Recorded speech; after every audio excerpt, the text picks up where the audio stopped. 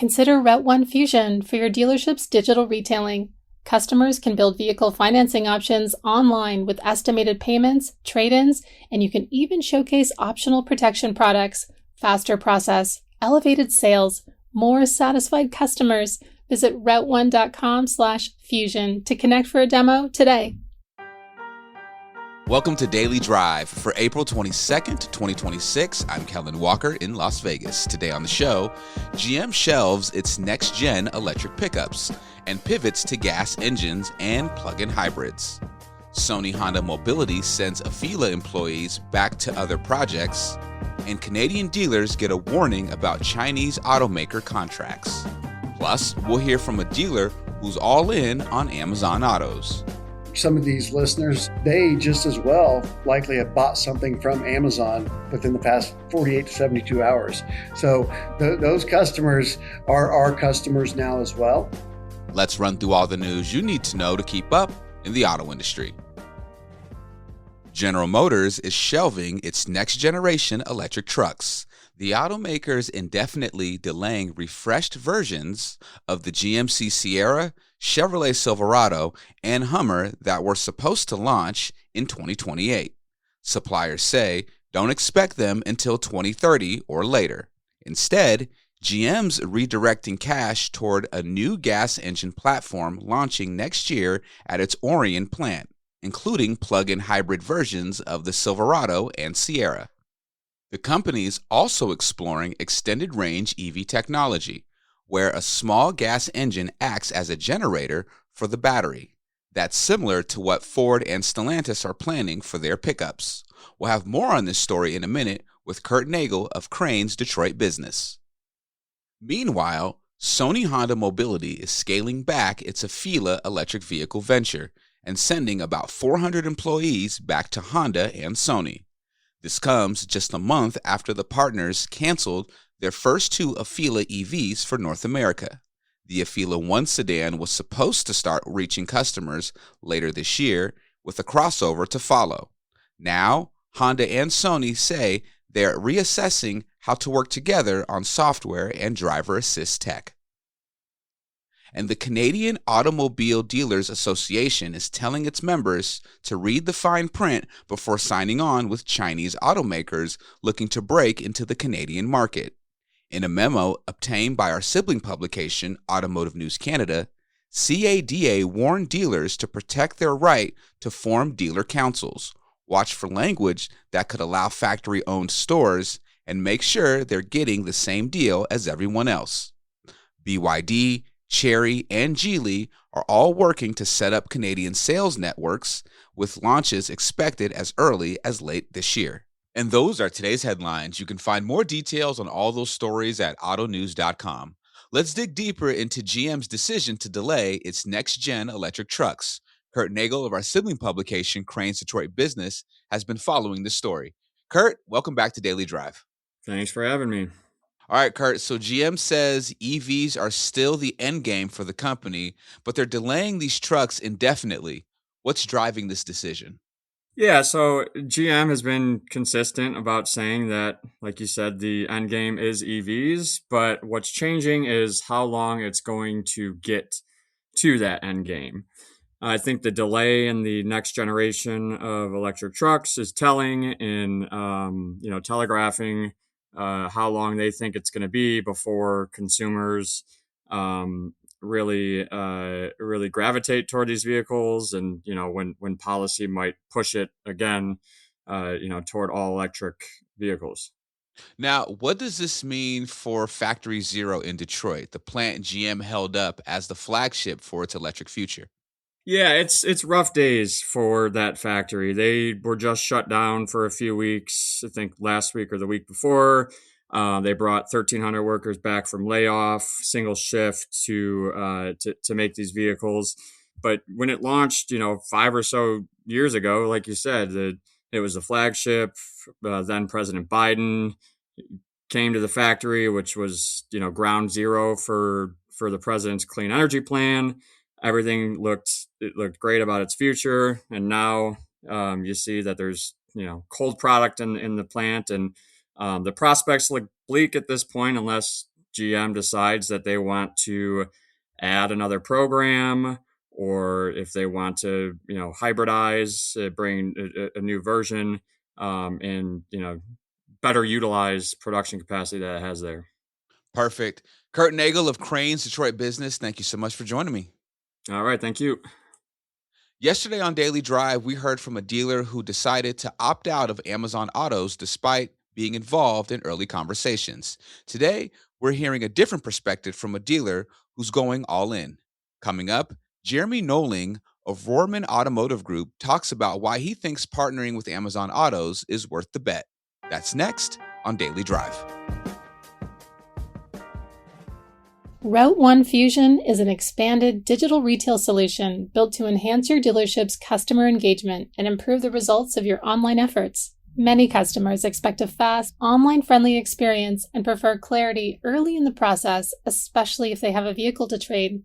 So ask yourself, are your current digital retailing tools helping shoppers understand their trade-in value and helping your team move deals forward faster? With a subscription to Fusion, you can benefit from its trade-in valuation feature that empowers customers to estimate the value of their current vehicle early in the process. This helps customers arrive in-store better prepared, make expectations around payments and equity more realistic, and move conversations and decisions faster. The result is higher quality leads, more productive interactions, and a smoother transition from online to in-store. And trade-in valuation is just one example of how Route One Fusion can expand your digital retail experience.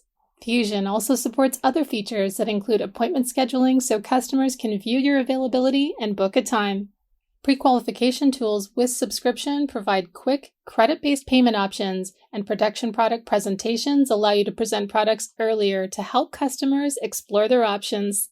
Schedule a personalized demo to see how Fusion can help generate more opportunities from your online traffic. Visit routeone.com/fusion to connect with Route One today. Welcome back to Daily Drive. I'm Kellen Walker.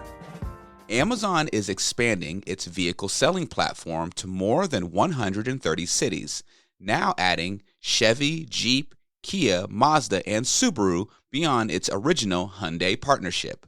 But it's been slow going. Some dealerships are selling just 1 or 2 cars a month through Amazon. That's way below what they'd hoped for from partnering with one of the world's biggest retailers. Yesterday on the show, we heard from a dealer who has opted against joining Amazon, despite being involved in early talks to get dealers on board. Today, we hear from a dealer with a very different view of the platform. Rohrman Automotive Group launched all 20 of its storefronts on Amazon in early April, carrying both new and used inventory. Sales and digital retailing director Jeremy Noling figures it's worth it, getting inventory in front of millions of potential buyers, even if sales start small. He spoke with Automotive News retail tech reporter Mark Homer. Jeremy, I'm grateful for you taking the time and thanks for joining us. I'd like to talk about Amazon. My understanding is that your dealership group has been taking part in the partnership with Amazon. Yes, we have. Those talks started last fall, and most recently we just launched all 20 storefronts on Amazon, carrying all used inventory to their Amazon Autos platform. In addition, we launched our 3 Hyundai stores and 3 Kia stores for new models. So when did you start? You started with the Hyundai last fall in fall 25? No, we went all in at once. So when they approached us, it was for a model to launch all used inventory in the Midwest region. And, at that time, our mindset was just used cars only. As part of the deal with launching used, you're allowed to bring on your new car inventory as well. And we felt that we weren't part of the initial launch with Hyundai when Amazon originally went live 18 months ago or so. We felt that now is the time to join, as we feel that there's a lot more structure and obviously some marketing dollars that are going to be tied to this as well. It just made sense to go ahead and bring them on now. So I need to ask then, I'm hearing something about early adopter versus late adopter. I don't buy the new model, for example.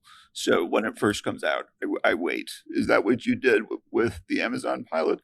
Yeah, I mean, at that time it was new, and we always like to wait, vet stuff out, make sure it's a right fit for our organization before we bring it to market. And now, after the several meetings that we had with Jess Morrow at Amazon, it just made total sense to join this program. And to recap, you started in last fall with used. Nope, conversation started last fall. This fall. We officially went live in the Chicagoland market in March, at the tail end of March, and we went live with the Indiana locations at the beginning of April. And now all your stores are on Amazon. We all have an Amazon storefront now. So how is it going? I mean, how's it working? It's been great. You know what? The support team from Amazon has been phenomenal. Kayla has been great from that side. And then from the DR tool side, which our rep is Hunter, she's been phenomenal as well. They're very hands-on. They know about a lead or a customer beginning a checkout process at the same time as we do. So they're there to hold our champion's hand at the same time to make sure, have we acknowledged the lead? Have we acknowledged the availability? Are we taking the steps that we've agreed to with their consumers, which in turn will become our consumer as well? Do you have any data? Like, can you say, for example, how many cars or vehicles you've sold on Amazon so far? Yeah, we've delivered our third vehicle now. 2 new cars and 1 used car have been sold through the platform. And we've had several other deals that are working. So when the financing doesn't go through Amazon and through their 3 lenders that they have, the consumer has the option to say, I would like to have my information shared with the dealer, because we have 20 different banks that we can try to find a path for those consumers. So we've had a few of those handoffs come as well. We have another deal that's working on another new Kia right now. So, again, it's a new deal to the consumer base. It's new to us. And as of this moment, there's really no actual marketing dollars that are behind the platform. So to be able to have our inventory on a stage that has the potential to be seen by millions of customers, meeting them in an area where they currently like to purchase, it's a good deal. I'm wondering if, and I appreciate that sentiment, but have you also counted the customers who started with Amazon or at least used it in part?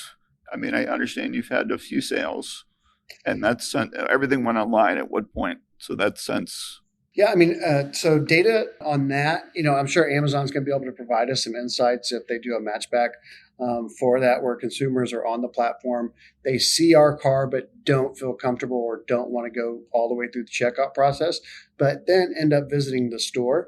We don't have attribution for that just yet, but I'm sure that that's a model that they're standing behind. As for the customers that go online and then are turned down and coming in, we've had a couple of those customers that have come into the stores, yes.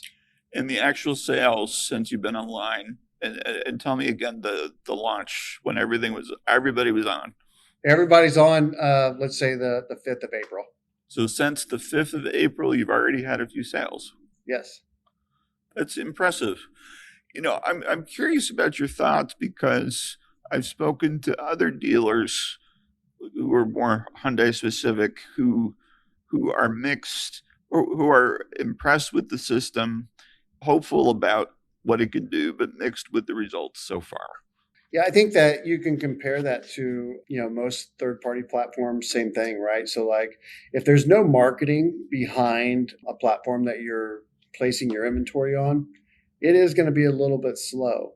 The real telltale will be once advertising dollars are put behind Amazon Autos to broadcast this to, their network of consumers. It'll be interesting to see what type of activity takes place. As of right now, we know that there's millions of impressions on the site. So we know that the traction will be there. And now it's just that adaptation of consumers in the market that moved to that model. Is there a way to determine success at this point? I think the success that we can measure at this point is we've seen the model work.